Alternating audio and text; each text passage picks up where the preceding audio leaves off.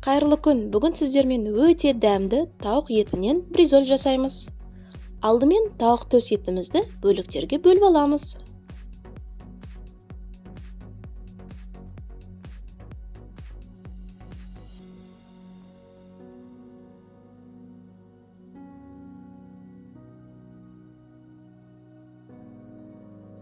Бір бас пиязымызды бөліктерге бөлеміз.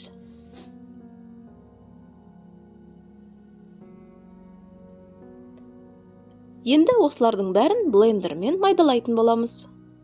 Алдымен пиязды майдалап аламыз.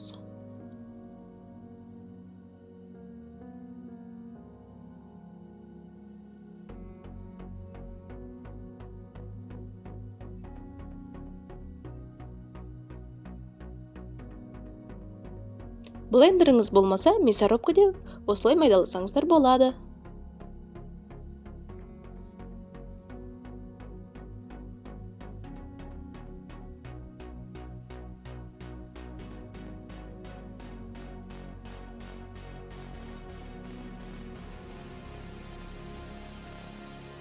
Фаршымыз дайын.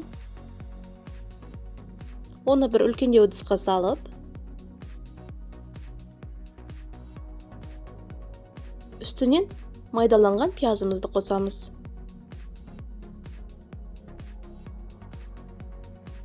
Тұз,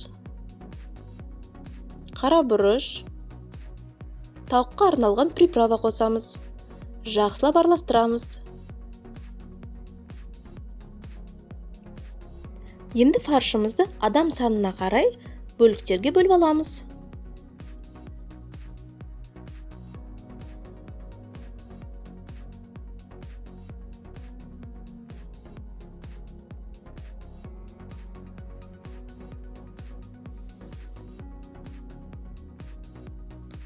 Енді бөлінген фаршымызды одноразовый пакеттің арасына қойып, тегістеп жайып шығамыз. Қолмен жайсаңыздар да болады. Қаласаңыздар, маған ұқсап осылай оқтаумен жайсаңыздар да болады.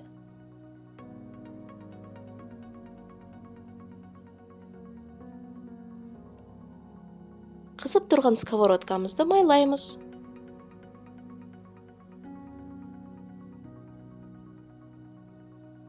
Бір ыдысымызға бір жұмыртқаны шағып, үстіне тұз, қара бұрыш, ұнатқан приправаңызды қосып, сковородкамызға құямыз.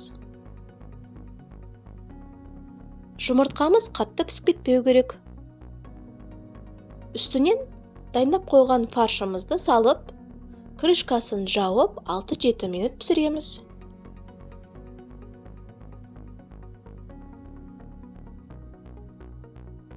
Енді екінші жағында тура солай 6-7 минут пісіреміз.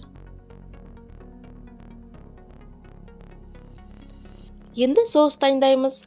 2 ас қасық майонезге ұнатқан көкөнісіңіз саласыз, тағы да майдаланған чеснок қосасыз.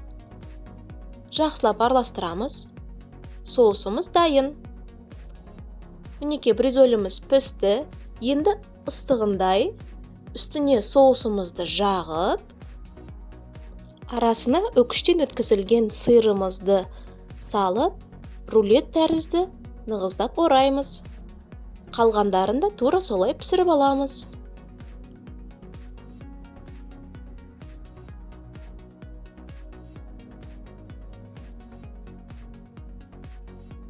Бризольдарды міндетті түрде жай отта пісіріңіздер.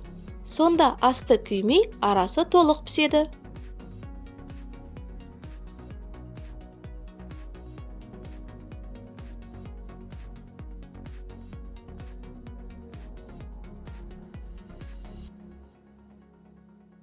Дайын бризольдарды өзіңіз ұнатқан гарнирмен ұсынсаңыздар болады. Міндетті түрде жасап көріңіздер, өте дәмді болады. Баршаңызға ас болсын. Менің каналыма тіркелуді ұмытпаңыздар.